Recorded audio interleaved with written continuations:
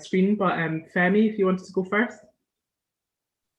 Okay, hi, I'm Femi. I'm a political commentator, former co-founder of Our Future Our Choice, the basically anti-Brexit youth group, brought to kill the bill by basically general fear of Boris Johnson. Excellent, thank you so much. Danny, if you want to go next. Hi everyone, my name's Danny Gross. I'm a campaigner at Friends of the Earth, and I'm working on our campaign against the policing bill. I'm excited to speak about it today. Brilliant, thank you. And Luke, if you'd like to go next. Yeah, sure. Right. So I'm Luke. I'm the founder of GRT Socialists, and it's just a loose sort of collective of Gypsy, Roma, and Traveller activists who are obviously campaigning against this bill because it intends to do some really horrible things to our community, and it's the 15-20% of our community that are the most deprived, the most poor, and the most vulnerable, basically. So yeah, we're standing up for them as well as everybody else, basically. Brilliant, great to have you. And Rosa from Decrim Now, if you'd like to go next. Hiya, I'm Rosa. I'm an organiser with Decrim Now. We are a grassroots campaign for the decriminalisation of sex work in the UK. We're made up of different sex work organisations, trade unions, and lots of other groups. Brilliant, thank you for joining us. And I see we're joined by Marvina, who is also one of our speakers today. We're just going around introducing ourselves, what organisation we're part of, if any. So go for it. Hi everyone, my name is Marvin Newton. I am from BLM Leeds, United for Black Lives, and Kill the Bill Official. Brilliant, thank you. And last but not least, Scarlett. Hi, I'm Scarlett. I'm the youngest person in the world to have an A-level in government and politics, and I'm also the spokesperson for the UK Student Climate Network, which is mostly known for organising school climate strikes. And I'm also head of political engagement at Teach the Future, which is a student-led campaign to reform the education system. And obviously, this bill criminalises things like Greta standing outside Parliament alone with one sign to our 300,000 strong climate strike in 2019. So we're firmly against it. Brilliant, thank you so much. So as you can see, our panelists are more than qualified to talk about this bill and the threats it poses. So thanks again for joining us, and I'll pass on to Rhiannon for the first question. Brilliant, thank you so much, and we're so excited to have all of these amazing panelists with us. I guess our first question, kind of starting from scratch, so kind of assuming kind of no knowledge of the bill, like what is a bill? What is this bill? What does it focus on? So kind of just very basic, what actually is it? Does anybody kind of want to take that very basic introduction, and then we'll get into the content and the problems of it a bit in the next question. Yeah, go. Yeah, Danny, go for it. Yeah, so a bill is basically when the government is trying to introduce legislation. It will try and get a bill passed through Parliament. And then once it's gone through all the stages of Parliament, it becomes an act or a law. The Police Crime Sentencing and Courts Bill, very long, mouthy title for a bill, is really very near the beginning of that process. So it's definitely all still to play for. The battle is not lost. The policing bill is a very, very wide-ranging and lengthy bill, and we'll go into like more detail about what it involves. But it includes clamping down on peaceful protest. It marginalizes Gypsy, Roma, and Traveller communities. It increased sentences for many different types of crimes. And in terms of where it's at right now, it's been officially introduced in Parliament. There was a debate on it in March. and it passed what's called second reading, which is the first opportunities that MPs get to vote on it. It's now at what's called committee stage. So MPs now have an opportunity to add amendments to the bill. Then that's going to happen over the next month or so. Then what's likely to happen is in July, it will come back to the House of Commons and all MPs will get an opportunity to vote on amendments to that bill. And then that's not the end of it, because then it will go to House of Lords. It's likely to ping pong between the House of Lords and the House of Commons.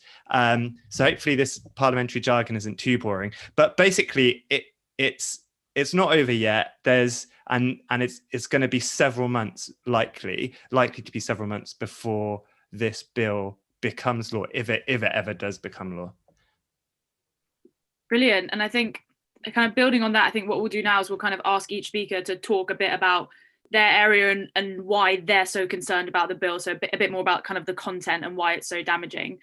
So I don't know if anybody wants to start on this issue. We'll come to everyone, but does anyone want to kind of kick off with what their concerns from either a personal or organizational perspective, what their main concerns are? Does anyone want to kick us off? Yeah, go ahead, Luke, please do. Yeah, so my concerns as a Romany Gypsy living in the UK is that this bill will marginalise a community, our community, that has already been marginalised enough by this country.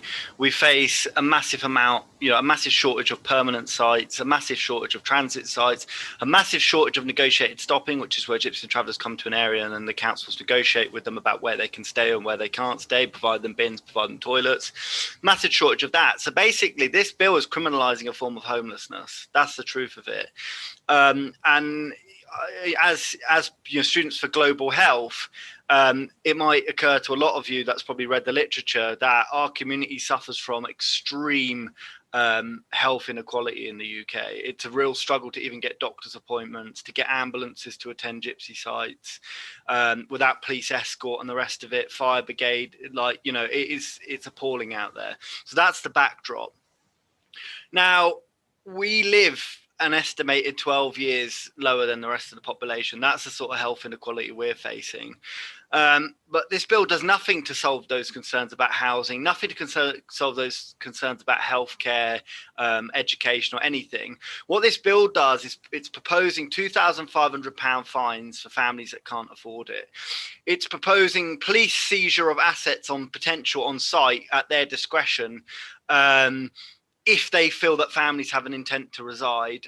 So the same police officers that come in and beat us and evict us violently, drag an Irish traveller woman who was pregnant across a field, and she's epileptic, so much so she had an epileptic fit. The same police officers that let their dogs go, so a man almost lost his leg. They're the same police officers that we find in Facebook groups, Twitter, posting racist stuff towards our community. They're the people that are going to have the power to seize our assets on site. So that's the second part of it. Now, the third part of it, and we already experience massive amounts of police brutality as well, as already mentioned. Now, the third part of it's the most worrying part. The third part is 3-month prison sentences. Now, when people's parents get put in prison for 3 months, well, where do the children go? This country has a history of forcibly assimilating our children. This is not the first time, and it won't be the last time. This bill enshrines that into law, where people's parents will go to prison. It doesn't say they will seize our children, but where else do the children go if their parents are in prison? Simply the care system. And all of their outcomes get worse actually in the care system, not better. This bill also has some really terrible things. It's not just about our community, but about other communities as well. But particularly secure schools. So in education, we face often like segregation levels of discrimination in schools. We're put on separate tables. We're, very often excluded, expelled. So these are schools that are set up to be, a stepping stone to prison, basically. And they're run by the same dodgy academy trusts as, some of the other schools in this country that are awful. But like I say, our community is suffering from extreme deprivation, unequal access to services like bins, access to water. People in the pandemic barely could get access to clean water because people panic bought the bottled water. That's how bad things are in our community.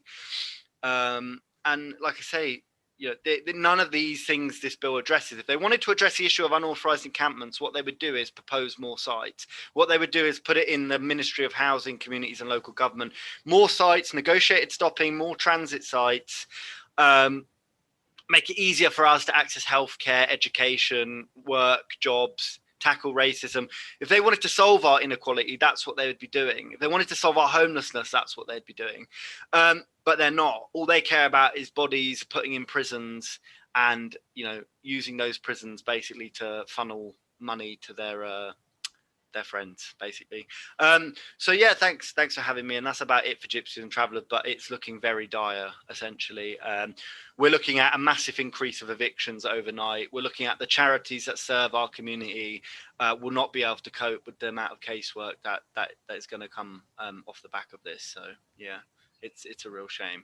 And the Labour Party, by the way, at the same time of this, the Labour Party, which I'm a part of, decided to hand out racist leaflets in Warrington whilst they're sitting on £2 million for a transit site.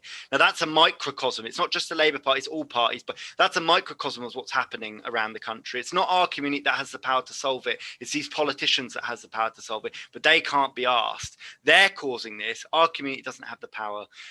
So hold them to account better. Thank you very much. Thank you so much, Luke, for sharing your incredibly important insight on the issue.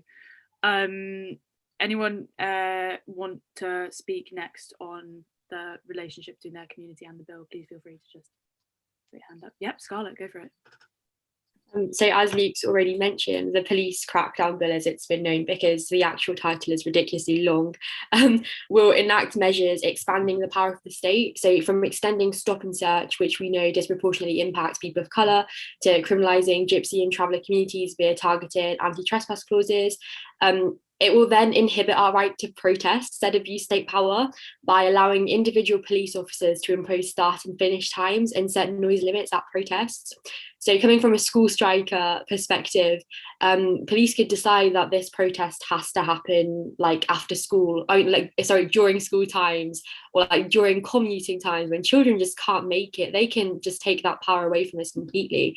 It would also grant police officers the jurisdiction to deem what issues are acceptable to protest. And if those issues are deemed as causing, to quote, serious annoyance, an individual police officer can decide that it just can't be protested. And those who breach the rules will be subject to fines up to £2,500, even if the protest just consists of one person, for example, standing outside Parliament with a school strike for climate sign like Greta Thunberg did. And these moves come as no surprise to climate activists, coming as they are from a state that has shown us nothing but contempt, whether it's threatening school climate strikers with arrest for demonstrating their democratic right to protest throughout 2019, or kettling us at protests, bearing in mind we're mostly 12 to 17-year-olds. We're no strangers to protest oppression, and we're only children. This bill builds on this existing inhumanity, effectively criminalising protests. So the government is trying to take away our futures through failing to meet decarbonisation targets, while simultaneously inhibiting our right to fight this in the present.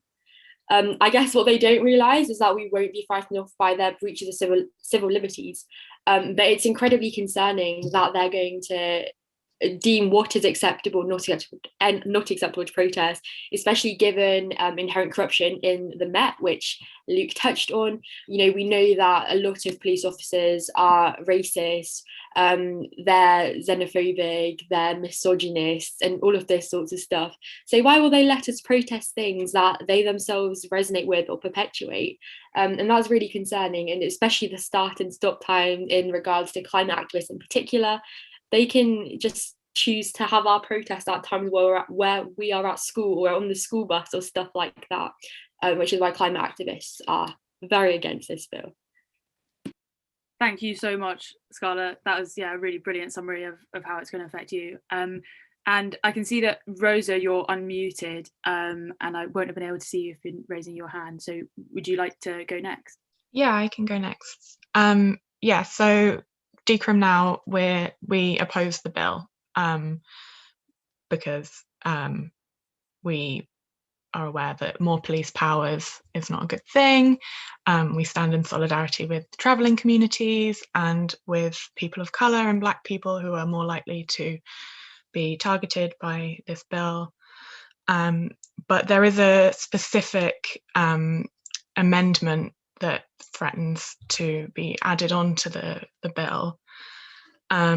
Last year, there was a Labour MP called Diana Johnson, and she tried to pass a 10-minute sexual exploitation bill. And now that the parliamentary session has ended, that hasn't gone through.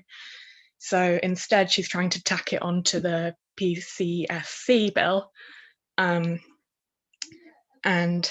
add the contents onto that. So the things she's trying to add as amendments are a law that would criminalise the buyers of sexual services, which is what we refer to as the Nordic model. And sex workers all over the world condemn this legal model. Organisations such as Amnesty, Stonewall, the Terence Higgins Trust, many trade unions, anti-trafficking experts, they all condemn this model. It will have disastrous results for sex workers, and it does nothing to help victims of trafficking. So the legal model that we currently have in the UK, it's called partial legalisation, which means that it's legal to both buy and sell sex, but there's some activities around that are criminalised, such as soliciting or brothel keeping, which is defined as 2 or more people working together to sell sex. And yeah, so the Nordic model is pushed by some Labour women as like a feminist solution to prostitution, because it criminalises the male buyer of sex rather than the woman selling it. And they believe that they can end the demand for prostitution this way. But what we know as sex workers is that prostitution is the result of poverty. It's the result of mothers needing to feed their children. It's the result of disabled people receiving inadequate financial support. It's the result of workplace discrimination for trans people, people of colour. And as we know from the countries where the Nordic model has been implemented, such as France, prostitution hasn't decreased, but it has increased danger for sex workers. So when clients are afraid of arrest, sex workers who work outside or on the street, they have to meet in more secluded locations, where they're less likely to receive help if their client turns violent. There was a really tragic case of a woman called Vanessa Campos, who was a migrant sex worker. She was trans and she was murdered in 2018 while she was working in a wooded area of Paris to avoid police attention.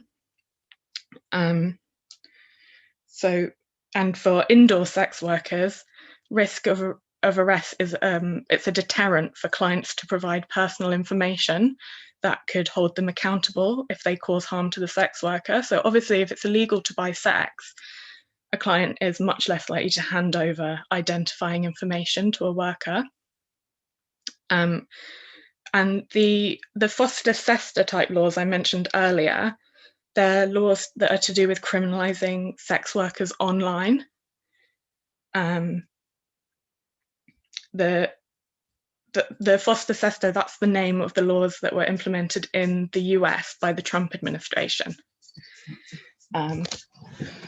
which it makes it illegal to host a website that facilitates prostitution, which it meant that overnight in the US, sex workers' websites went down and support Facebook groups went down, advertising platforms went down. So when sex workers are prohibited from independently advertising and finding work online, they have no other choice but to find work outside on the street or via third parties, like an agent or a brothel owner or a pimp.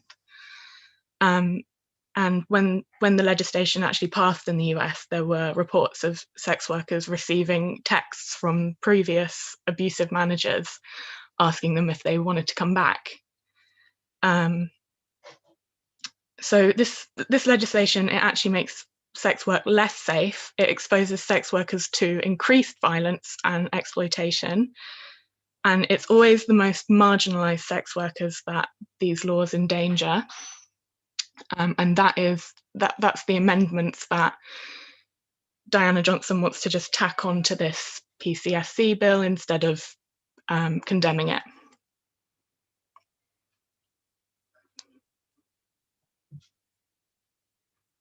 Thank you so much, Rosa, for explaining that to us and talking through your experiences. So valuable to have you with us. So thank you so much. Is anyone kind of keen to share next? Please do just kind of raise your hand and go ahead. Yeah, Femi, please do. So to tie together all three of those points, it's the issue that this bill contains too much. It contains it seeks to marginalize Gypsies and Roma. It seeks to crush the right to protest. It includes things around it includes sentence increases around sexual exploitation and around around sexual offences, and it includes measures that will increase the powers of police in general. If you care about any of those issues individually, you would not put them in the same bill, because you're essentially holding a gun to each one of those issues. If you care about this issue, you're going to need to have to vote this through. If you don't care about this issue, you have to vote this through. So there's the argument that we've already seen used by Priti Patel that, oh, Labour don't really care about women, that's why they're opposing a bill that would basically silence protest. No, if you cared about this, you would, if somebody genuinely cared about that issue, they would put it in its own bill so you could address those issues in and of themselves. As Luke was saying earlier, this bill doesn't address the things that need to come with anything to do with security. It doesn't include things to make settlement safer and provide better health services in relation to it. It doesn't do it. It tacks in a little bit, which is the precise Tory agenda, and tries to, and then makes the sex offences stuff contingent on that. Again, it's just utter manipulation to push through an agenda which is horrifying. Now, why is the bit about protest particularly horrifying? It's because it's part of a long line of actions from this government that I've referred to this government as like the toxic boyfriend that gets annoyed with you when you find out that he's cheated on you. Whenever they've done something wrong, the problem is our complaints against them rather than the thing that they've done wrong. So, for example, they produced a Brexit that was, as we've already seen, has caused fishermen to fear losing their homes. It has caused a 68% drop in trade. We've seen violence in Northern Ireland, threats against port staff. And in the justification for example, the new free speech champion they're going to have in universities, they said that one of the reasons why they need to put that in is because 4 out of 10 Leave voters felt uncomfortable expressing that support in public. So the problem isn't that they've done something damaging. The problem is that people are complaining that they've done something damaging. Similarly, this government has faced protests on a wide range of issues for the past 4 years, be it on Brexit, Black Lives Matter, the issues around Sarah Everard. Those issues are not being addressed by the government, but the problem is our willingness to protest against them. And so what we've got is this essentially anti-protest bill. Now, the language they use is, it allows police to set limits which are potentially criminally punishable it cannot be noisy enough to have a relevant impact on those in the vicinity. Now, what it defines as relevant impact is causing, quote, serious unease. What's the point of a protest? It is to make the people who you are protesting against feel uneasy about what it is they're doing. If I'm in Parliament passing a law that all of my experts tell me is going to cause serious devastation and suffering to the people around me, and there's people outside that are shouting loudly, hey, don't ruin people's lives, and that makes me feel uneasy, I should not be able to therefore call the police on them. That is the exact opposite of democracy. And on top of that, because it's so subjective, because it means that anybody could theoretically be deemed to be at risk of feeling serious unease, no protest is therefore legal. Nobody can go to a protest and know for sure that their shouting will not later be criminalized without their knowledge. Because when the police impose restrictions, includes the clause that the person potentially should have known that that restriction was in place. So you can go to a protest, shout loudly, not have any direct communication with the police, but your actions could still be criminalized. Now, if you do that, you effectively make protest illegal. Now, that is one of the most dangerously undemocratic things I've seen this government do. And this is a government that has shut down parliament, that has been taken to court for doing so. Really bad stuff. And the crucial thing is, with all the rights that the government seeks to take away from us, if we lose the right to protest against it, we lose the right to make things better. That's why, for me, that's the critical bit of it. Thank you. Thank you so much, Femi. Marvina, or did you want to go next? Yeah, be honest with you, I've just sat here and just thought, wow, I'm learning. And it's a beautiful thing to come into a space and just learn this much and just see the fire. Technically, we're all aggravated activists, you know what I mean? So technically, if this bill goes through, even this freedom of speech that we're doing right now might be illegal. But I'm only going to speak from it from a Black Lives Matter angle and from United for Black Lives. So the introduction of this serious violence reduction order would allow the police to stop and search anyone, anytime, anywhere, without reasonable suspicion if they think the person has a criminal record.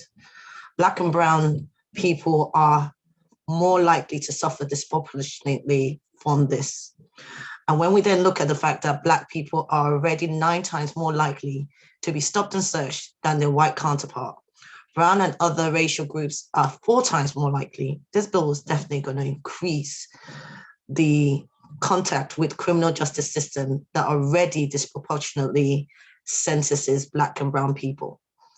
We need to remember that this is a process to silence our voice. And in that, we know that this bill is infringing our rights for freedom of speech and the right to peacefully protest, as said by Femi and other wonderful speakers on this platform. In this law, it takes away our right from the Human Rights Act in 1998. We need to be able to look at what we can do to mass mobilize, because this is a bill that is about to take all our fundamental rights. If you think this is not your problem now, it would be. And it's something that we really need people to understand. It's not about whether I like you, I don't like you, I agree with your politics, I don't agree with your politics. If you are for human rights, for voice and influence, for those who are oppressed and marginalized and disadvantaged, for those who are fighting for climate justice, for those who have the freedom to live where they want to live, for those who've constantly been labeled, for the young voices who their future might never know what it feels to stand up and fight for what they want. Throughout history, nothing that we wanted came easy. I don't think the civil right would have happened if we just chose to sit down. Do you know what I mean? We had to stand up. And when they say Black Lives Matter, XR, other groups, which this bill was created to target, is the problem. Give me an equitable society and you will never see me say a word. But we know that this is a business and a way for them to create more to divide us than what brings us together. So what they didn't expect with the Kill the Bill campaign is the mass mobilization of everybody saying they're coming for all of us. And that's the joy of when you come with your fist held high and saying, my voice matters. Our voice matters as a collective. And this is the most important thing. They gave us even less justice and demand more peace. United when we stand, nobody can ever take our voice. The government has decided to slow down the progression of this bill because the fight back might have caused a little bit of disturbance. But I want everybody listening to this to not take this as anything that we need to take our feet off the brakes. This is a time we need to keep making noise and keep getting people having conversation. This is a time you need to think about people's assemblies in your local area. There are people that do not understand the fundamental things that are being spoken of in this room. It takes you coming out of your echo chambers. It takes you speaking to that neighbor. It takes you speaking to that mom. I'm also the student president for Bradford College. Yes, I'm a mature student. Ain't nobody got to say anything about that. But it's brilliant because I go into spaces and see young people ready to fight more than ever, knowing that their rights for their future is compromised. First of all, we don't even know if they're going to have a space in this world with the climate injustice that we see. The environment is so polluted based on government and built on capitalism, but yet we still don't have the opportunities to fight because people put profits over human rights. On ease, they say. Nuisance, they say. I say, let's just come together and be the biggest, baddest nuisance that they can see and make sure we go louder than we can. On the 29th of May, on the 25th marks a year since George Floyd died, where you saw the BLM uprising. Yes, we saw a lot of people do their little squares and say Black Lives Matter and they turned up. But let's see what are policies and procedure according to the Swells reports. The UK is a fundamentally non-racist country. Really? Well, if it is, I can tell you, being Nigerian and growing up in Nigeria and knowing what the colonial masters has done to my country and the fact that coming here, being my hair, my voice, my skin is a political statement. Everyday microaggression is like dying from multiple cuts from paper cuts. It's a debt with multiple blows from different angles. Code switching on a normal day makes your mind go a little bit on ease. Always being typecast as the angry Black woman, even to the point that I am code switching now. Because when I start talking like this now, bring my accent, you think it's a little bit aggressive. But the Londoner in me mixed with a little bit of Yorkshire makes me a little bit timed to a little way. Having two children that look so melanated and dark like me, this is not about me. This is about them. And when you say you can't say Black Lives Matter, and you say you can't stand united for Black lives, you're not here to kill the bill. Because this bill is about us building allyship. And I mean A, to act on the inequalities you see and have some empathy. L, to listen to the voices of those who are oppressed and those who are marginalized, that their voices are being stolen. The other L is to learn and unlearn your own unconscious bias, because we all do. I'm learning how to be a better ally to my Roma community, to my sex workers. I'm learning how to think about the hikers and the travelers and different people from different places that I never even needed to think about because of this situation. Also, on top of this, you need to yield. If you notice, I could have spoken first, but I yield my privilege and I listen to learn from all the people who I think already have more than enough and more knowledgeable than I am. You need to make space. As a Black woman, if I acknowledge my own privilege, what's stopping you? So when people say they can't be allies, we need to become allies to each other for us to be able to build a mass mobilization to tackle this oppressive regime. The vision for Kill the Bill official is one thing: to be united, to kill this bill and any other bill. Remember that part. Any other bill that oppresses our voice. People say this bill will come and go, but they will sneak one in. Watch it, the migrant law. Windrush happened and we didn't even know when it happened overnight. They told us to come, take care of their kids, serve their communities, and guess what? When they're done with you, they dash you out like a dirty knickers. Nah, mate, it's not gonna work like that. We're not taking it lying down. So I'm saying to everybody, if you care, when we're talking about climate justice, and let me put this also around the Black Lives Matter issue, you can't keep talking about environmental space until you look at decolonizing the environmental space. Why are green places so white? Straight up. When we think about what happened in St. Vincent, when we think about what's happening with Grenada, when we think about the hurricane season in Jamaica, when we're talking about Ogoni 9 in Nigeria, when we're talking about NSARS, the UK is not innocent and we need to call them out. The government has been complicit in a lot of destruction across the whole globe. They are what they are. But what we are not going to do is sit the back, lying down and taking it. I know that in every story, there's a villain. In this story, we are the villain. We might as well be the baddest villain that we can be, you know what I mean? And make the best noise. So I'm not here to be liked. And if you like me, cool. Well, listen, I can be that angry Black woman anytime you need me to be. And let's just keep it moving. United, we stand. Divided, we fall. Big up to all the speakers. I can't wait to get into some debate with you guys. Thank you. Incredible. Thank you so much, Marvina. And yeah, Danny, take it from there.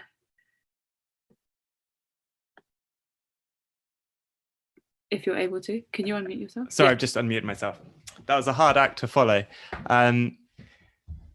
Yeah, I think it's just fantastic to be at this event, and I'm campaigning against this bill, but I'm learning so much just being on this platform with all of these people. And I think what this bill does is it offers an opportunity for groups to work with other people who we haven't traditionally worked together on, and the environment. Marvin is absolutely right. The environmental space does have a long-standing problem of diversity, and we're absolutely, it's so important that we reflect on that and learn. Going back to the bill, it is one of the things that Friends of the Earth is so concerned about is the clampdown on peaceful protest, which is such an important pillar of our democracy. But I think it's also worth seeing that this is part of a broader attack on British democracy by this government. Tomorrow, the government will announce legislation to make photo IDs a requirement for voting. This has the potential to disenfranchise millions of people in this country, particularly younger people and people of colour. And the government is also trying to restrict the ability of people to challenge government legislation in the courts, and so many other ways. And so it's time to fight back, because our democracy is under attack. And I just wanted to, Luke already spoke very eloquently about the part 4 of the bill, which relates to the criminalization of trespass and the criminalization of the way of life of nomadic, gypsy and traveller communities. Just to add to that, I think it also damages access to the countryside, because what it does is it allows landowners a powerful new tool to deter people who might just be trying to wild camp, people who might just be trying to visit an area in their camper van. And then if you look at part 3 of the bill, which criminalizes peaceful protest, what it does is protest is a way of people to raise the alarm about injustice in our society, whether that's racial injustice, social injustice, environmental injustice. But instead of listening to this fire alarm, the government is smashing the alarm, And so I thought I'm not a lawyer, but my colleague who is a lawyer, compiled some notes about the actual legal terms in the bill and why they're so damaging. So what the policing bill does is it dramatically expands the conditions that can be placed by the police on a demonstration. So it could be too noisy, if it's causing serious disruption or having a relevant impact. And Femi talked about some of these things.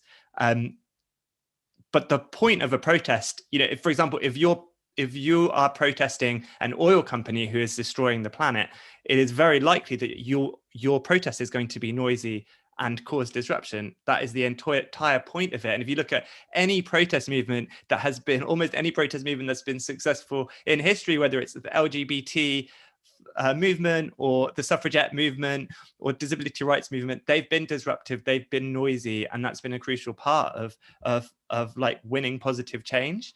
The policing bill also reduces the threshold for prosecuting someone for breaching police conditions, so they don't have to have knowingly breached them. The police can just say they should have known that they breached them. And what that means is that, if we rock up to a protest, we're probably not going to know about all of the conditions that the police have imposed on that protest. So this could be quite a big deterrent for people to attend protests, particularly from people from marginalized communities who have a very bad experience of the police. The policing bill also increases the penalties for breaches of police conditions, so from 3 months to 11 months, and also of imprisonment, and also increased fines. And it creates a new law called public nuisance with a maximum sentence of 10 years imprisonment. And the wording around this is super vague. It says if their actions have caused someone serious annoyance or serious inconvenience. That is another very worrying and vague term that could be used to clamp down on people's right to peacefully protest. I think I'll leave it there. But yeah, there are so many other problematic parts of the bill. Yeah, that's it from me for now. Perfect. Thanks so much, Danny.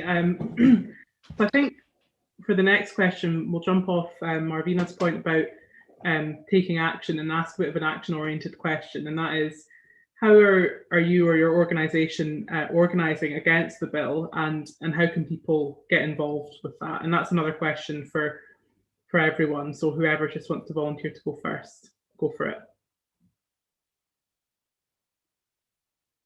Scarlett? I think this is a really good question, because obviously we're being presented with a bill that is like atrocious, and it seems like there's loads of like concrete ceilings around how we go about tackling this. So one of the ways that anyone can do is by lobbying MPs. It's something that I guess everyone always goes off about, especially in activist circles, but there's loads of like email templates around. It takes like 30 seconds. If you know any MPs personally, that's also a great like way to go down. So in UKSN and Teach the Future, we're like absolutely abusing all of our contacts and harassing like every MP that we can think of. I guess there's also like just general raising awareness like this. Obviously the bill, the second reading was delayed, or like one of the pushing it through the parliamentary system, it was delayed because of the backlash, because of the Kill the Bill protests. So it's showing that, you know, the Home Office and the Tories are scared of the collective power that we have, and they're intimidated by it. It's not something to be undermined. We've got a lot of collective power behind us, and it's important to keep on showing that and showing them that we won't be almost pushed around. And then I guess like another aspect of it is, if this bill does like, you know, go through, we need to think about how we protect people from its implications. So for example, something Marvina mentioned was how the climate movement is overwhelmingly white, overwhelmingly like middle class and privileged. And then there are some climate organizations like XR who promote things like deliberate arrest and that sort of stuff, which is obviously really inaccessible. So I guess we have to look at our protest tactics and look at how we protect people from like being arrested or like putting people on the line. We can still protest, but it's like, I guess, the sort of thing of, if you're like white and like neurotypical and like cis and middle class, you won't be subject to as much police brutality as someone who is the opposite of that.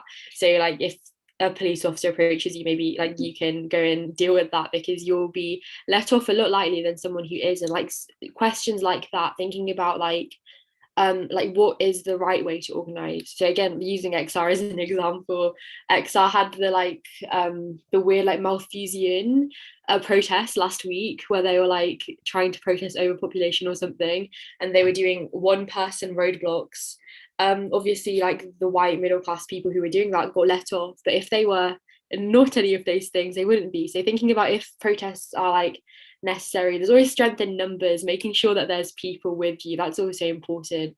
And I guess also making sure that we work with other organizations like we are here. Like this isn't a bill that just threatens climate activists like me, it also threatens, you know, people in the GRT community, it threatens sex workers, it threatens people of color, it threatens basically anyone who isn't part of the establishment.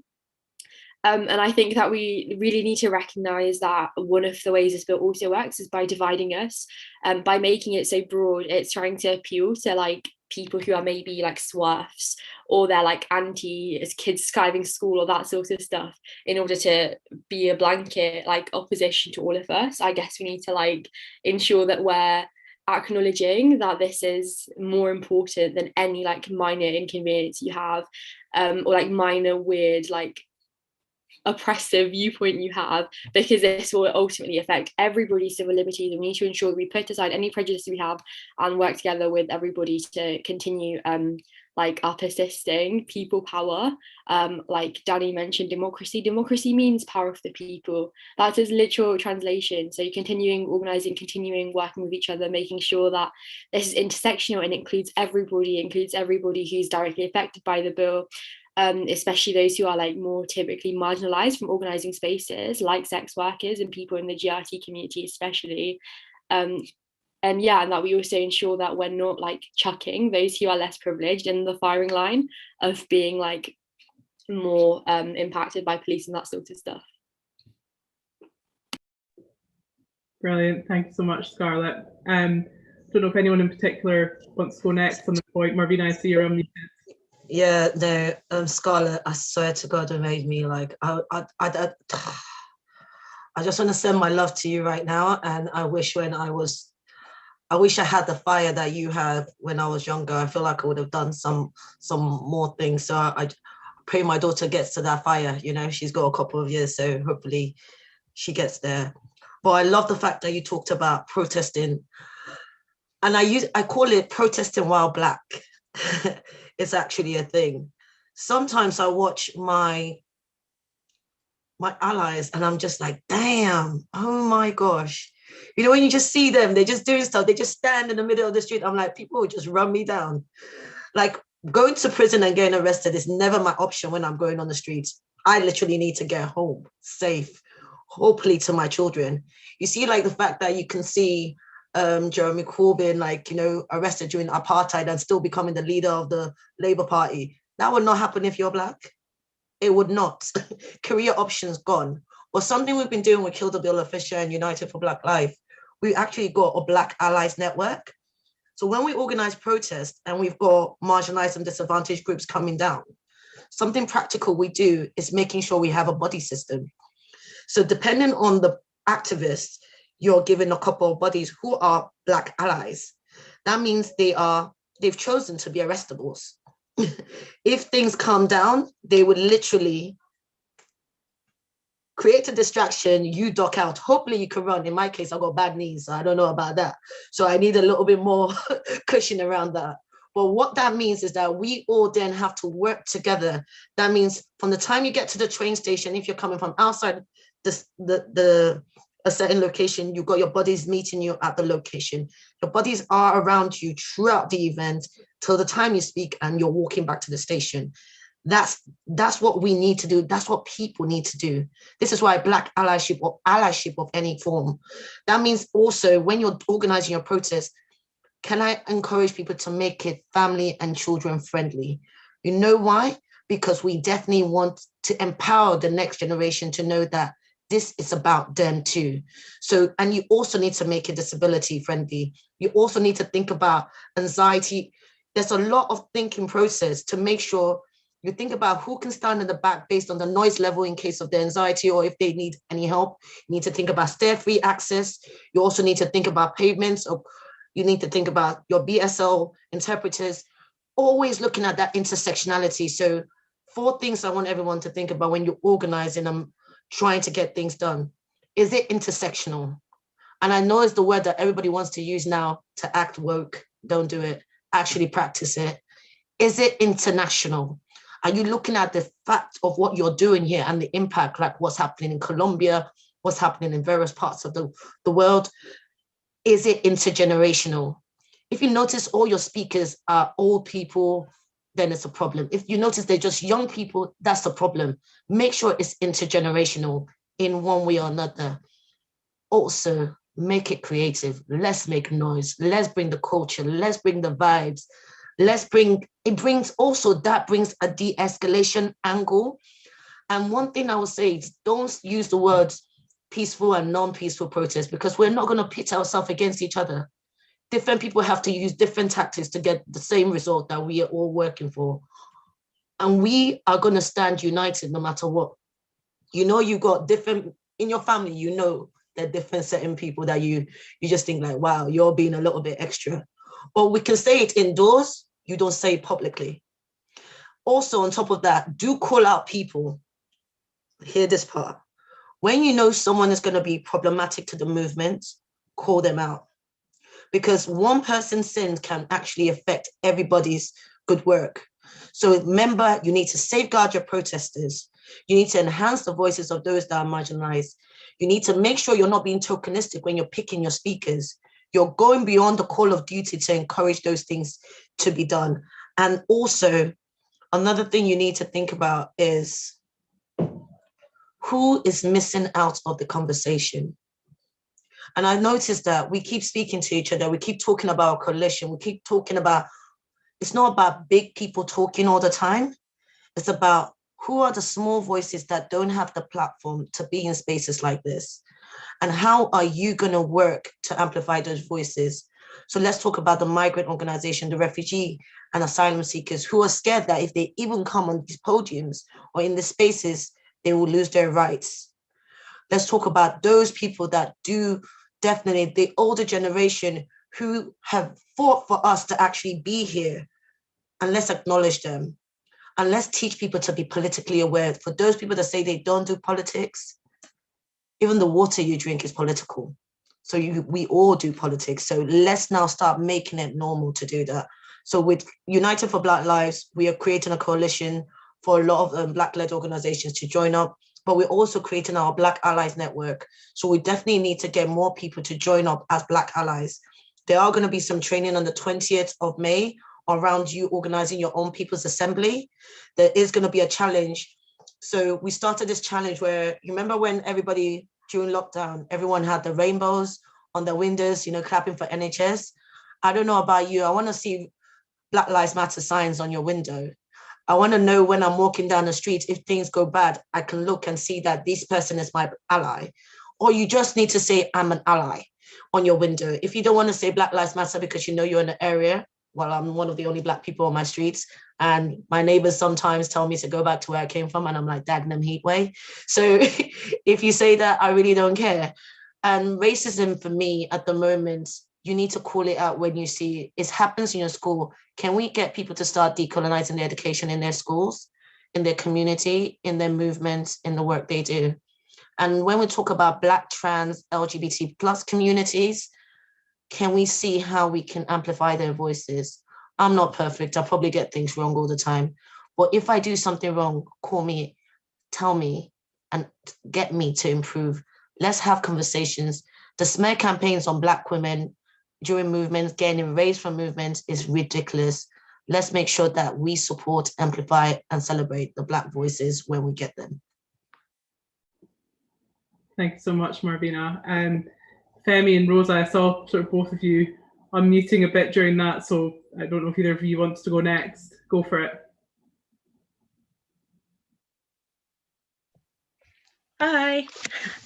I totally agree with what Scarlett and Marvina were saying about maintaining the pressure, keeping in touch with these different groups, maintaining solidarity. And I think it's really true that bills come and go, but these same principles will still keep getting pushed. I feel like the sex worker rights group have been fighting similar legislation for years. It keeps coming back, which is why it's so important to build power, build real power, and we published an open letter against the proposed amendments by Diana Johnson. It got about 400 signatories, and some of those were organisations like Amnesty, Stonewall, Terence Higgins, loads of unions, some really great allies, and we've created a tool that you can email it straight to your MP. And I just think it's really important to make sure that we're still putting pressure on sort of front bench Labour MPs to really make them take this on board and really understand why the Nordic model is dangerous, so that they can feel better informed to fight against this kind of legislation every time it rears its head. And we need allies to respond to their emails and keep pushing them for better answers, to make sure that it's really sinking in for them. So yeah, that's on our you can find that tool on our Twitter and on our social media and on our website to email the open letter to your MP. Brilliant, thank you so much. And Femi, I don't know if you had anything you wanted to add to that. So the reason I nearly unmuted myself earlier was just in relation to what Marvin was saying about Scarlett, because I met her 2 years ago in Birmingham, and I believe she was 15, 16 at the time, and she'd already done the A-level thing. And I was just like, okay, we're at an event where I'm supposed to be speaking, and really you should be taking my place, because I was nowhere near that politically engaged at your age. So a couple of points. As for what we're doing, hashtag noisy and annoying. That's it. Hashtag noisy and annoying. I've teamed up with Deborah Francis White from the Guilty Feminist. We are working on a campaign that's going to showcase how being noisy and annoying in the past has secured us the rights we have today, be it the suffragettes, be it the poll tax riots. This is a fundamental right that we have to make our voices heard in order to achieve change, and not just stuff in the past relevant to today, but we need that right to be noisy and annoying now to ensure that we get the rights that we still don't have in the future. And that's why it's so crucial. So hashtag noisy and annoying, working with the Guilty Feminist. Another point is the general principle of they don't need to do this. This isn't necessary.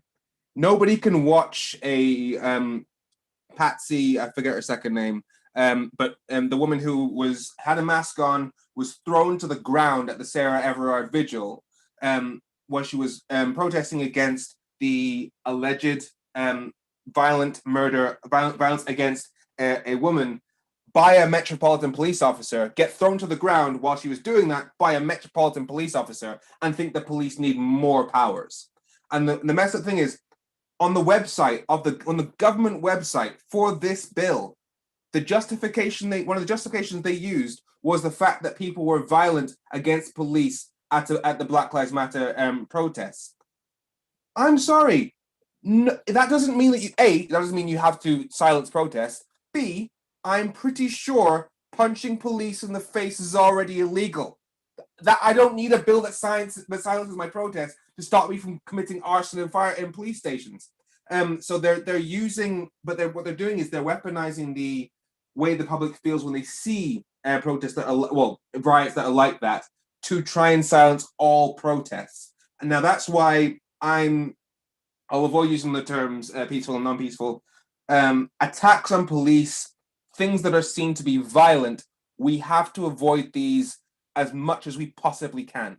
The reason why is we've already seen what they do, because the minority who were violent at the Black Lives Matter protest then got weaponized as the justification for this. The Tories will only use that to fuel their next new campaign to suppress our rights. That you'll see at the next election. They'll stand on a platform of, we're the ones who are going to restore law and order. That's their plan. We should not be part of their election campaign.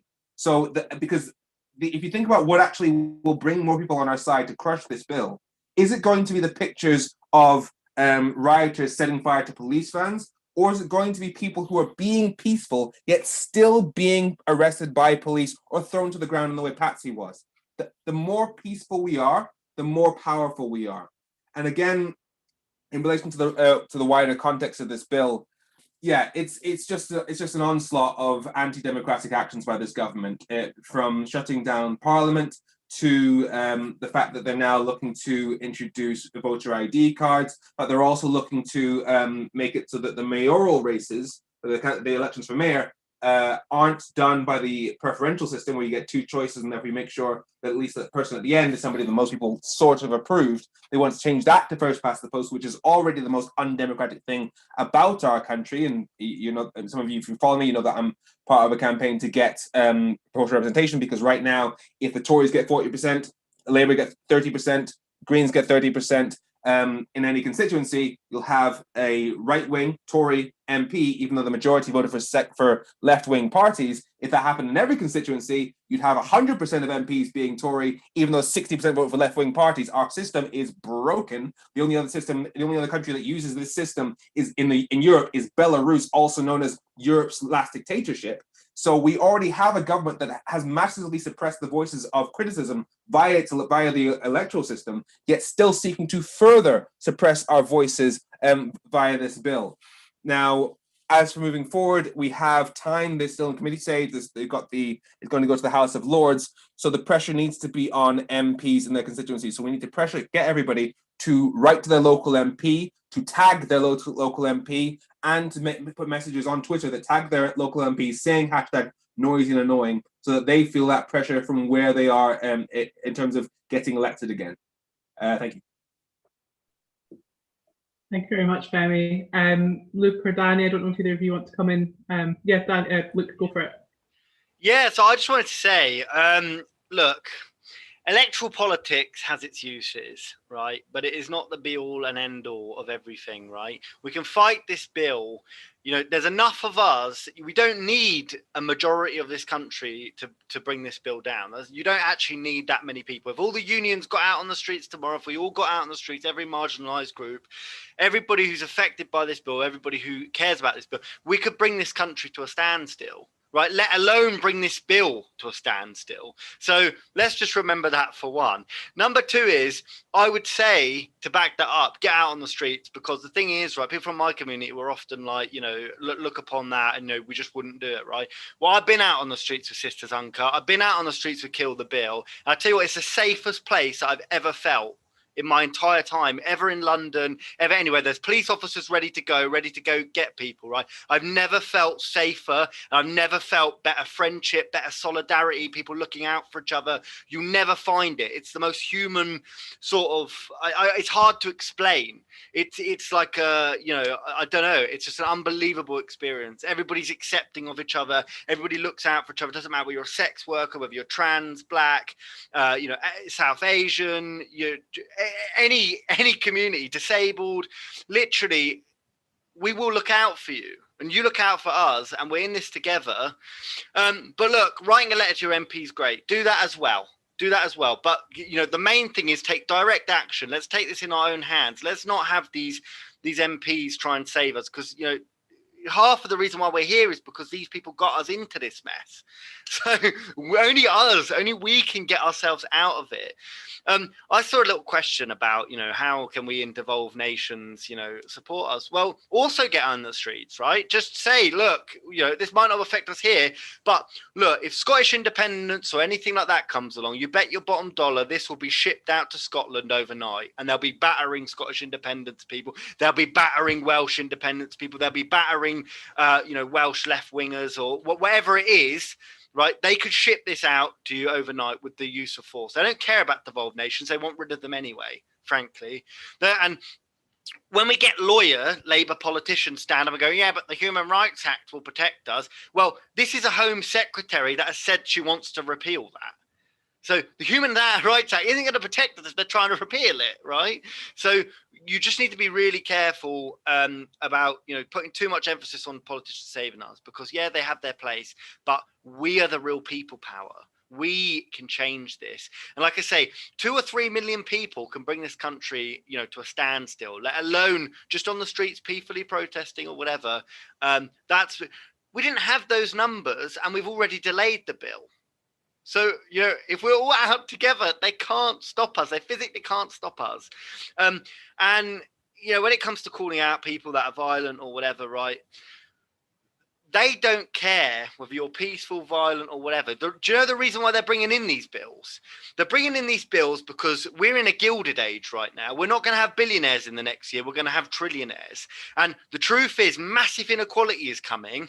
And This is to protect them because they know civil unrest is on its way if they don't change something. And instead of tackling that civil unrest, they basically want to tool themselves up to tackle it in a different way, not by giving us more rights, but by taking our rights away. And like, you know, when we saw those 2010 riots where people were running, 24-hour courts to convict black youths of, taking bottles of water because they were thirsty or whatever and had no money on them, or, this, that, and the other, right? These are, this is all part of the problem. And this isn't about, when they say, oh yeah, let's give more power to the police, right? The police have just murdered a woman. They have just murdered a woman. They put their knees all over, women's necks and, handcuff them and stuff at a peaceful vigil, not a protest, a vigil, right? They've been battering my community for God knows how long. They've been battering the black community for God knows how long. These people can't be trusted with the power that they've already got. So, why are we giving them any more power? And when it comes to climate activists, right, metropolitan police officers who are undercover had children and sexually assaulted and raped climate activists and had their children, right? Undercover police officers. So just bear that in mind when we talk about, trusting the police, giving the police our names and whatever, right? Because these people are not there to protect you. They're there to protect the crown, as a police officer in Bristol rightly put it. That's what they're there to protect. So we have only got each other. Be an active bystander. When you see, a black person getting arrested or whatever, go up to them and watch. Make sure that they're not mishandling them. Go up to the climate activists and make sure they're not mishandling them. Let's look out for each other. Look out for the sex workers who are like screaming about the fact that they might, they might lose their lives over this bill. It's not about my community, being pogromed, right, and having violence towards us, having stop and search racial. Like these people are telling these MPs, also progressive MPs, that they potentially face losing their lives over this. And this woman, MP in Yorkshire, or Hull, I think it is, who's bringing in this anti-sex worker legislation, she's an MP in Yorkshire. A place that has got a history of sex workers literally being murdered in secluded locations, in isolated locations. And this woman thinks that that's the answer. Well, it's not good enough. And we've got to hold not just the Tories to account, but we've got to hold our own to account. The people that are meant to be out there representing us with our votes. So, like I say, get out on the streets, show them where to shove this bill, because, politeness and civility ain't going to do it no more. They don't care about politeness and civility. They've shown that. So yeah, thanks for having me anyway. It's been delightful to, be on the same panel as Marvina, be on the same panel as Scarlett. Like, it's like a who's who of like activist Twitter on here. It's amazing. So yeah, thank you very much. Thank you so much, Luke. We're also very happy about who we managed to bring along today. So yeah, definitely reflect that. Danny, I don't know if there's anything you want to add before we go on to the next question. Yeah, I just wanted to quickly add that, yeah, it's really important that people, take to the streets against this bill. People have talked already about MPs, because ultimately to defeat the bill, we will need MPs to oppose it. I'd really recommend, if people are interested, to meet their MPs in person, whether that's online or physically, to talk about the bill, if you have time, rather than just sending a letter. And also, it's so important that we spread the word about protests. I think for so many people don't understand about the history of protest. There's so many rights and privileges that people have gained. For example, I'm gay. Like, if it wasn't for LGBT rights movements for decades, I probably wouldn't have come out when I did. I wouldn't have the rights that I have now. And a lot of people take that for granted. And I'm also learning. Every day I'm learning about different rights that I've won, different protest movements, that have inspired me. So, like, spread the word, whether that's online or in events like this, and also with people who may think differently to us. Friends of the Earth has just created a campaign guide to help local groups to campaign against this bill. So I can share it in the chat box, and feel free to send Friends of the Earth feedback on the campaign guide, or ask questions. So yeah, that's it for me. Can I just add a quick thing to that about the MPs? Look, they are important, but the thing is, this bill, they have a majority, it's likely to pass, right? Don't just think about, can we stop it from passing? Think about making it ungovernable when it does pass. That's the truth of it. When a law becomes ungovernable, it will rightly fall. So that's it. It's not just about me saying MPs don't matter. Of course they do, but there's a wider thing here. And yeah, I just want to clarify that. That's all. Brilliant. Thank you so much, Luke. We've had some amazing questions come in through the chat. I think everyone's, and also on the YouTube as well. So thank you to everyone who's watching, and thank you all to the speakers. As a final question, because we've got about 15 minutes or so left. So I think, and everyone, please do feel free to answer this as well. We've had a lot of questions come in about this bill igniting interest in alternative justice systems, alternative measures, ways of keeping people safe, alternative ways of tackling inequality. And yeah, so we had lots of questions about abolition, lots of questions about new models for helping sex workers, new models for all these different communities that we've talked about. So on a more kind of hopeful and kind of looking to the world that we want to build angle, what would you guys like as the alternative? So if you could scrap this bill and bring in your own whatever to tackle the issues that you care about, what would you do? What's your vision for a just future? So Scarlett, you go ahead. I love this question. So I think that abolition should be an end goal for everyone, not just like prison abolition, but also abolition of like psychiatry in its current form. So like obviously Students for Global Health, but like the way our current like psychiatric system works is by like sectioning people, so under like the Mental Health Act, and that generally means like taking away all of their civil liberties and denying them access to their support systems outside of wherever they're in hospitals. And there's also a very like well-documented amount of like abuses from like mental health care staff or psychiatric staff, particularly when there's like loads of agency people. And we always need to like look at, I guess, the link between psychiatry and like racial oppression. Like people of colour are more likely to be psychiatrized with things like oppositional defiance disorder, which is really just if you're messing about in school as like a little kid. Also GRT people, you get this label on you, which is going to make you a lot more stigmatized to like healthcare professionals. So I would say that like from the psychiatric perspective, like removing the carceral nature of healthcare and replacing that with more community care and like non-carceral mental health care. Obviously it means like increasing funding so there's more access, like therapy and that sort of stuff. But also when another like aspect of this, which also links to like policing, is that poverty. Like we need to eliminate poverty, we need to eliminate structural issues that either like cause mental health problems or like drive people to cause crime. I guess criminality is like a whole nother question of like what criminality actually is. But like ultimately, like no matter how much CBT you have, if you can't pay your rent, you're still going to be depressed. So you know, we need to be like having a transformation of our economy through a Green New Deal, preferably, which is a 10-year government-led mobilisation to rapidly decarbonise the economy, whilst also bridging that inequality gap. So I feel like this is like a really multifaceted answer, but I think we need to start with firstly bridging inequality. So that means having a Green New Deal and decarbonising. It means creating millions of green, well-paid and secure jobs that are unionised. And it also means transferring that like whole well-paid and secure unionised jobs to everyone who has a job. It means reforming our welfare system so it's not so like punitive.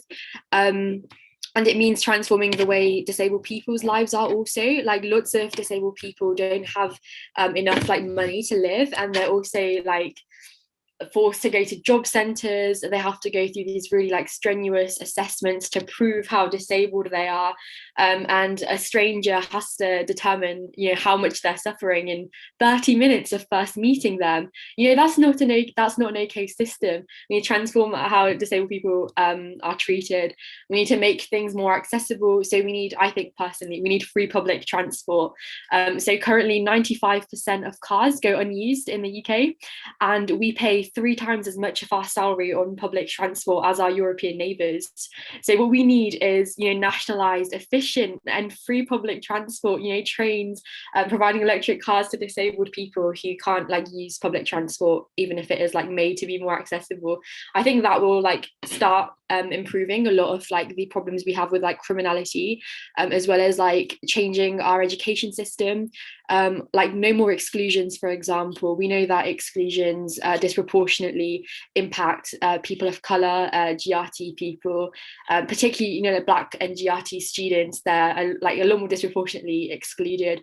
Getting rid of that, and then just fundamentally changing the way our economy and society almost works through creating what's often referred to as a caring economy, even in green circles. And I guess remembering that the origins of policing and prisons and even psychiatry to some extent, I don't mean psychiatry as in having meds and that sort of thing, I mean in imprisoning people. And there's also a big link between the police using section 136 on activists at protests when they can't find other sections to use against them, and a lot of them are so prisons, for example, after slavery was abolished in America, prisons were formed to chuck all of the newly escaped or free slaves into. Policing also comes from racial oppression. You need to recognize those roots and essentially do the opposite of them. So that means community care, so in terms of mental health things, having non-punitive, non-carceral mental health care that starts in the community. If people are too unsafe to be at home, then they should be in places where they still have access to the outside world. They shouldn't be cut off with strangers who also have a high disposability to abuse. That we should also make sure that people have enough money to live. We need more social housing, more affordable social housing, so people aren't in that position in the first place. We need better things to do with domestic violence and sexual assault and that sort of stuff. Because currently less than 1% of rapes are prosecuted. What's happening to the other 99%? A lot of the arguments for police are to prevent these sorts of things, but ultimately that doesn't get prosecuted. A lot of the ways policing here works is just to oppress people. I guess a good example of this is drug use. A lot of our front bench politicians have admitted to having class A drugs, and they're making up our laws. But if someone's unfairly stop and search just because a police officer wants to discriminate them and they've got a bag of weed on them, they're probably going to have debilitating life consequences as a result of that. So the TLDR of this story is we need to transform our economy, we need to decarbonize, we need to transform our education system, so making it everything non-carceral, non-punitive. We need to make it grassroots, because ultimately grassroots is where it's at. Centralization is okay for some things, but ultimately a few people in Westminster don't know what it's like for everybody across the UK. We need to nationalise rail and broadband. We need better social housing. We need transformative justice also, and this doesn't mean just excusing people from what they're doing. Transformative justice was founded by people of colour and Indigenous people, to ensure that their views were centered. So I in lots of circles sometimes white people can be oh, I was racist, but it's just because I'm uneducated, and use that excuse a lot. That's not what it's about. It's about understanding why things have happened and how we can prevent those in the future. And ensuring that we have those resources and those non-punitive systems. I don't know about any of you, but if I think about any of the times I've been told off, mostly for talking too much in school, it hasn't really stopped me. I carried on. I don't, and getting in primary school, having to miss my break because I was talking too much in lesson, it didn't stop me. Punitive measures don't really work. That's a very minimal scale, but the reoffending rates are really high because it's lots of people are driven to do the things they do because of uncontrollable social structures that we can ultimately get rid of.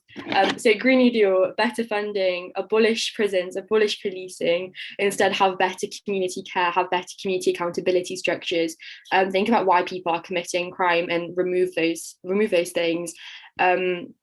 Just be nicer to each other also, I guess, have better community care, and I guess like remove power from the current politicians who empower the Conservative Party, because they obviously don't care much about us, and ensure that we've got efficient public services. So nationalised broadband, nationalised public transport, better jobs, better like mental health services, all of these things. Sorry, that was a really long and rambly answer. And they don't want people like Scarlett to vote, apparently. Exactly. Apparently she's not capable of voting, and whatever. Anyway, that's me done. Thank you. All I have to say is what she said. What she said. What she said. What she... Like, Scarlett, swear down. How old are you? Like, no. I feel like the whole ancestors and the whole generation of liberation people, the whole anti-abolishment crew is speaking through you. And I honestly think this is so important for us to take a moment. I think everybody just do some clap signs and just give some love to Scarlett right now, because girl, you're just amazing. All I want to say is say whatever she said. Equitable society, mate. I don't even need to say anything. Yeah. Next question. She answered it for all of us, really. Do you wanna add? Well, for starters, I want to say, can I work for your cabinet at some point, Scarlett? I'm just getting my CV in right now. We want a job. But yeah, so what I'd say is, I want pretty much everything Scarlett wants. I think we're all broadly aligned with the sort of country we want the UK to become.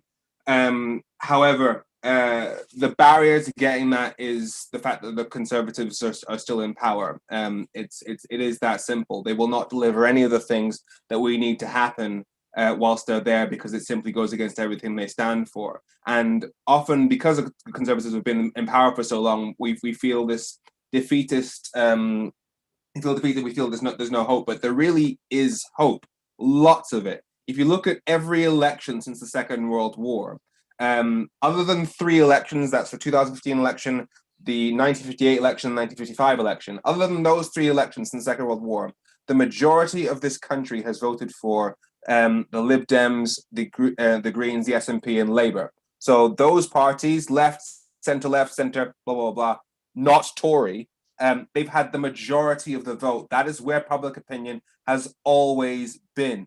So there is a progressive majority in this country. However, as I explained on the first past the post, under our voting system that we have right now, that progressive majority is silenced. Why? Because there's effectively one party on the right and several on the left, which always splits the vote.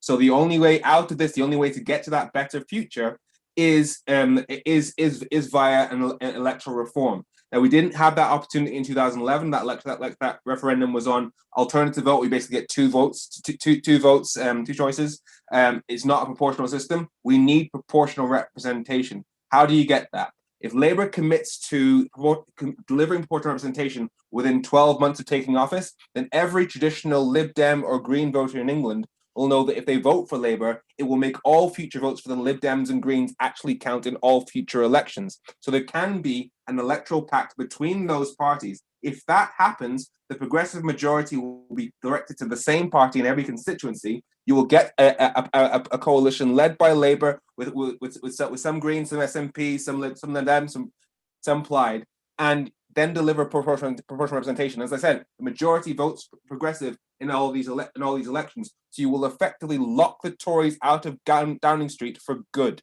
And then we can deliver the sort of country that we actually need to become. And then we can make sure we have to get the freedoms that we actually deserve. But that requires a lot of pressure on Labour to do that, because otherwise we're stuffed.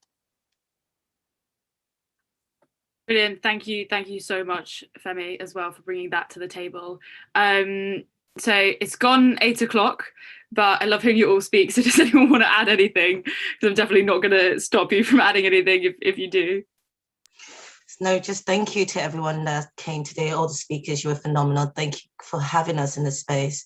I think one thing I just call to action is definitely make sure you do something for the 25th for African Liberation, Black Lives anniversary of George Floyd.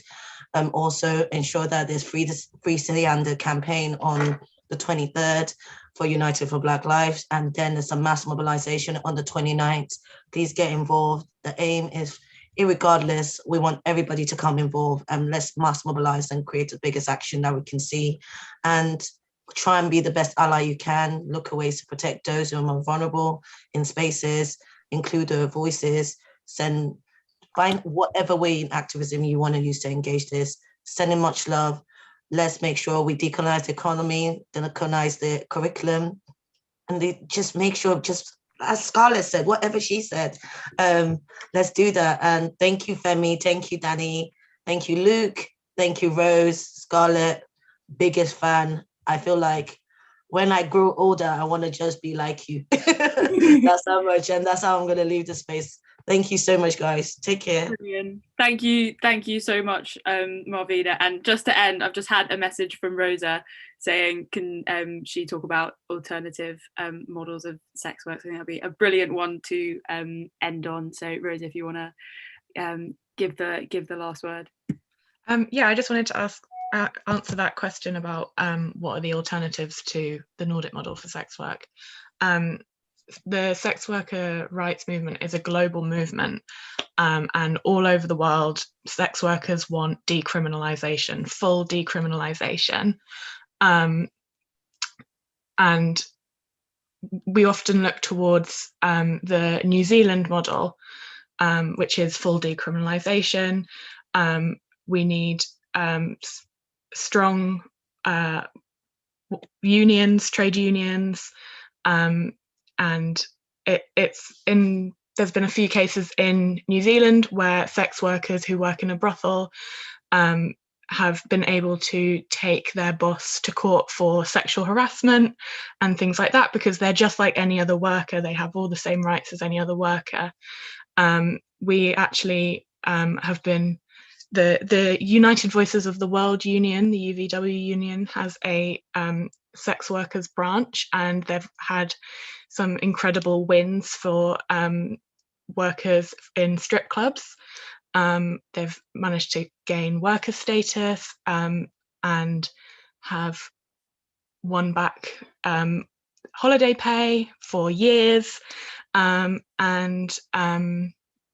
it's also really important to mention that the sex workers' right movement is intrinsically tied with the migrants' rights movement, and I think that's something that has kind of not been acknowledged in New Zealand. With full decriminalization, we need freedom of movement, because if people can move through borders freely, it takes power away from traffickers, and often the raids on brothels end up with migrant sex workers being deported under the guise of rescuing them. So we want full decriminalization, migrant rights, no borders, strong trade unions. That's the alternative for us, rather than the Nordic model.